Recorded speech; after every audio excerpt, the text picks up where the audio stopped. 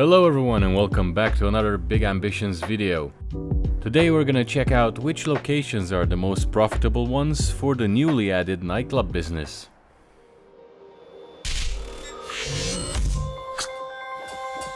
So last time I've conducted the same test for the clothing business, and if you want to check that out you can find the link to that video below.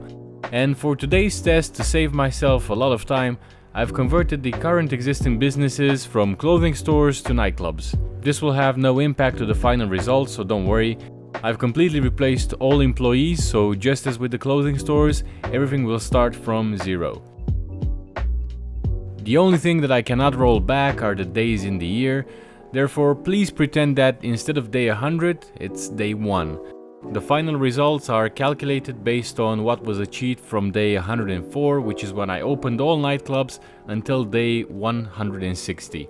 For the design of the nightclub, I have used the blueprint functionality and kept the consistency across all buildings in all areas using the game's defaults. The choice I made was to use the dark style. Nightclubs are generally dark in real life, and that is done so the light shows will pop out more.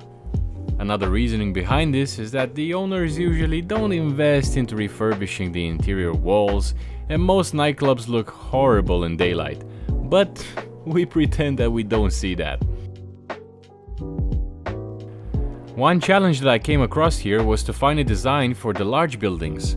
The game does not seem to have a default preset for them, so to overcome this, I've taken advantage of yet another feature added in the latest patch and selected the design from the Steam Workshop.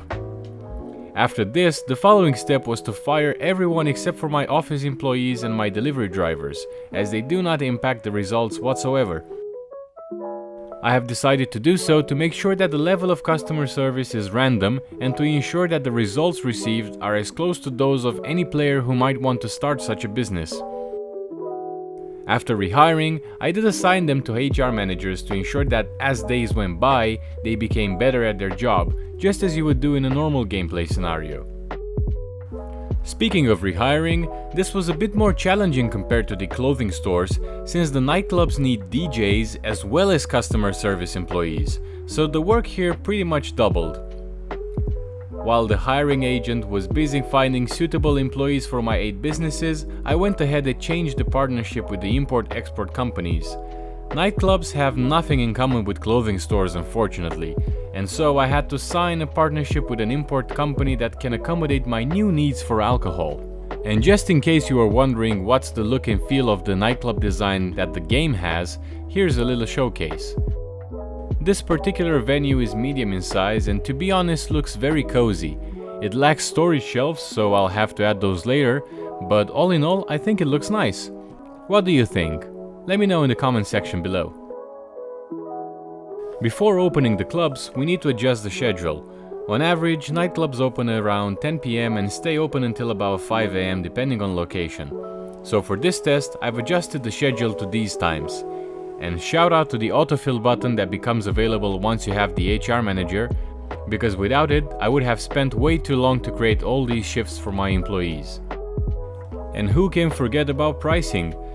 As with the previous test, I have adjusted the prices slightly, just enough so that we don't sell the defaults, but we're not pushing them to their potential max either.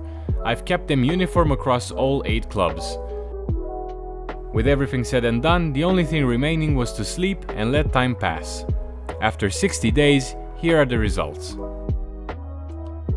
And just before we start, I wanted to point out that these long bars are the weekends, so for your Fridays, your Saturdays and Sundays, while the shorter ones will represent weekdays. So starting off with a small nightclub in the Garment district, over the span of 60 days it averaged a profit of just $500. The ramp up was slow and it took roughly 15 days for it to reach its most stable profits.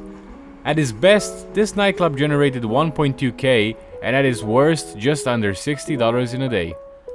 Moving up, still in Garment district but in a medium-sized nightclub, we have an average profit of 1.4k per day with a peak of 3.3.